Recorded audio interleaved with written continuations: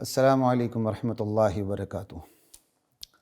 بسم اللہ الرحمن الرحیم والصلاة والسلام علی رسولہ الکریم، اما بعد۔ خواتین و حضرات، حالات حاضرہ پر مشتمل پروگرام اسلام کے مطابق کے ساتھ خلیق الرحمن آپ کی خدمت میں حاضر ہے۔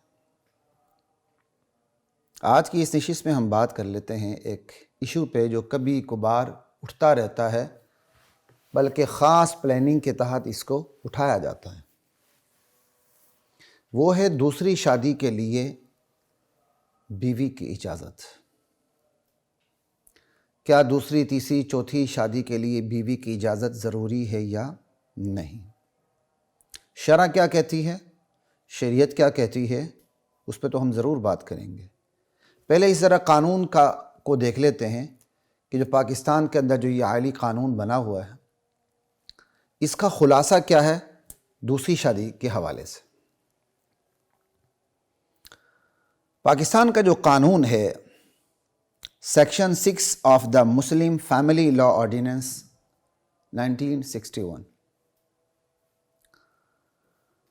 اگر اس کے ہم خلاصے کو دیکھیں تو اس میں یہ لکھا ہوا ہے کہ کوئی بھی شخص اگر وہ دوسری، تیسری یا چوتھی شادی کرنا چاہے تو اس سے تحریری اجازت لینی ہوگی۔ اسے ایک عدد تحریری درخواست لکھنی ہوگی۔ اس تحریری درخواست میں اسے اپنی دوسری، تیسری یا چوتھی شادی کی باقاعدہ وجوہات بیان کرنی ہوں گی۔ جب وہ درخواست فائل کرے گا، درخواست لکھے گا، تو دونوں خاندانوں کی طرف سے، میاں کی طرف سے، بیوی کی طرف سے ایک ایک نمائندہ مقرر ہوگا، مصالحاتی کمیٹی بنے گی۔ پھر وہ مصالحاتی کمیٹی یا ثالثی کمیٹی، ٹھیک ہے نا جی،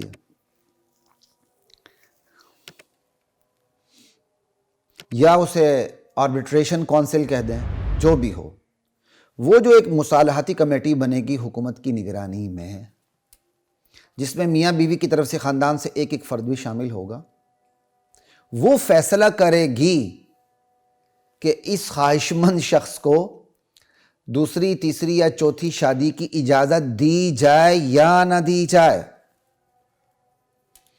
اور فیصلوں کے اندر تو یہ وضاحت بھی موجود ہے، بعض فیصلوں کے اندر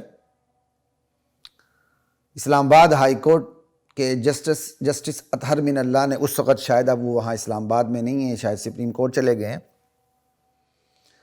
انہوں نے تو اپنے فیصلے میں یہاں تک بھی لکھ دیا کہ بیوی اجازت دے بھی لیکن مصالحاتی کمیٹی اجازت نہ دے تو بندہ شادی نہیں کر سکتا دوسری۔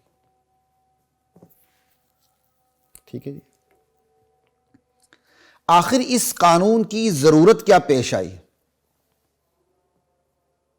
ٹھیک ہے، وہ کہتے ہیں جی اس قانون کی ضرورت اس لیے پیش آئے تاکہ ایک توازن قائم کیا جا سکے۔ انشاءاللہ ہم آگے بات کریں گے۔ نعوذ باللہ، اللہ نے توازن پیدا نہیں کیا تھا تو اب لوگ توازن پیدا کرنے چلے ہیں۔ کہ یہ شرط جو پہلی بیوی کی اجازت کی شرط لگی، اور وہ پہلی بیوی کی اجازت بھی مصالحاتی کمیٹی کے تھرو سامنے آئے گی، یہ شرط اس لیے لگی ہے تاکہ توازن قائم کیا جا سکے۔ لا الہ الا اللہ۔ اب ایک شخص اگر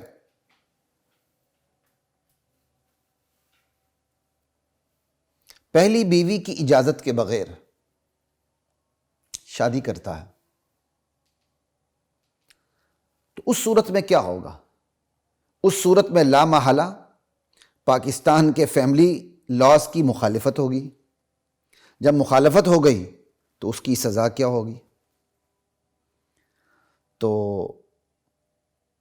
یہ صاف لکھا ہوا ہے کہ اگر وہ پہلی بیوی کی اجازت کے بغیر شادی کرتا ہے تو مسلم فیملی لا آرڈیننس 1961 کے مطابق ایسے مجرم شخص کو 1 سال عمر قید کی سزا اور 5 لاکھ تک کی رقم جرمانہ ہو سکتی ہوگی۔ ٹھیک ہے جی۔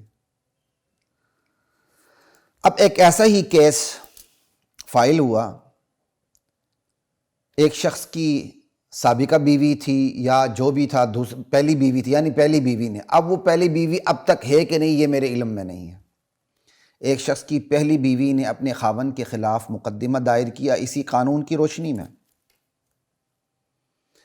اور اس کے شوہر نے اولاد نہ ہونے کی وجہ سے دوسری شادی کی تھی، جو اس نے اقراری اپنا بیان جاری کیا اور جس کی ویڈیو ہم دیکھ بھی چکے ہیں کہ اولاد نہ ہونے کی وجہ سے اس نے شادی کی تھی، اور شادی کرنے کے بعد اس دوسری بیوی سے اس کی اولاد بھی پیدا ہو گئی۔ پہلی بیوی نے کیس دائر کیا، باقاعدہ کیا کہتے ہیں عدالت نے اسے سزا دی، بات لاہور ہائی کورٹ تک بھی آئی، اور پھر اسے سرنڈر کرنا پڑا، اسے جیل جانا پڑا، وہ اب اپنی ضمانت کے لیے تگ و دو میں ہوگا۔ یہ آپ کو ایک میں نے پورا خلاصہ بیان کر دیا کہ دوسری بیوی کے لیے، دوسری شادی کے لیے اجازت لینی ہوگی، اجازت پہلی بیوی دے گی، پہلی بیوی کی اجازت مصالحتی، ثالثی یا آربیٹریشن کونسل جو بھی ہے اس کے تھرو وہ اجازت سامنے آئے گی۔ جب وہ ثالثی یا مصالحتی کونسل، جس کو آربیٹریشن کونسل بھی کہہ سکتے ہیں، وہ اجازت دے گی تب یہ شادی کر سکے گا، اور یہ تحریری درخواست کے اندر اجازت لینے کے لیے جو تحریری درخواست ہے اس کے اندر اپنی وجوہات بھی بیان کرے گا کہ میری یہ مجبوری ہے کہ میں دوسری شادی کے لیے یا تیسری یا چوتھی شادی کے لیے میں مجبور ہوں، تو پھر اجازت ثالثی کونسل دے گی۔ یہ اس پورے قانون کا خلاصہ ہے۔ اس پورے قانون کا پوسٹ مارٹم ٹیا پانچا ہم آگے جا کے کریں گے، بلکہ ابھی سے ہم تھوڑا سا اسی کا آغاز کر دیتے ہیں۔ آج ہم نے یہ موضوع چنا اسی لیے ہے کہ اس قانون کا پوسٹ مارٹم شرعی قوانین کی روشنی میں ہم کریں، قرآن و سنت کے مزاج کو سامنے رکھ کر اس قانون کا پوسٹ مارٹم کر سکیں۔ اور اس پوسٹ مارٹم کرنے کی وجہ بھی یہ ہے ہمارے اہل قانون کو آگہی حاصل ہو اسلام کے قانون کے حوالے سے اور اسلامی قانون کے مزاج کے حوالے سے، تاکہ وہ اپنا ایک کردار ادا کر سکیں۔ انشاءاللہ میری بعض وکلاء سے بات ہوئی ہے، انشاءاللہ العزیز ہم اس قانون کو چیلنج کریں گے، اللہ تعالیٰ نے چاہا، انشاءاللہ اللہ تعالیٰ نے چاہا۔ وہ انشاءاللہ مزید آگے جا کے باتیں ہوں گی۔ سب سے پہلے یہ جو قانون ہے، اس قانون کی جو حمایتی ہیں وہ کس قسم کے بودے دلائل رکھتے ہیں، بودی باتیں کرتے ہیں، اور اس کی حمایت میں کس طرح سامنے آتے ہیں، ذرا ہم ان کی شبہات کو سامنے رکھتے ہوئے جاتے ہیں اور جواب دیتے ہوئے جاتے ہیں۔ پھر ہم اپنے سوالات رکھیں گے، پھر ہم اپنے شبہات رکھیں گے، پھر اسلام کے مزاج کو سامنے رکھیں گے، پھر دینی سیاسی جماعتوں کی ذمہ داریوں پر بات کریں گے، پھر توحید فی الحاکمیت پہ بات کریں گے کہ اس قانون سے کیا توحید پہ ضرورت تو نہیں پڑتی۔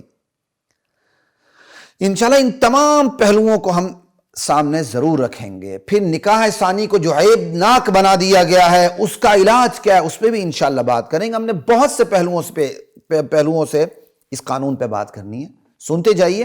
اللہ کی ذات ہمیں انصاف کی بات کرنے کی توفیق عطا فرمائے، اور آپ سب کو انصاف کی بات سمجھنے اور سمجھانے کی توفیق عطا فرمائے۔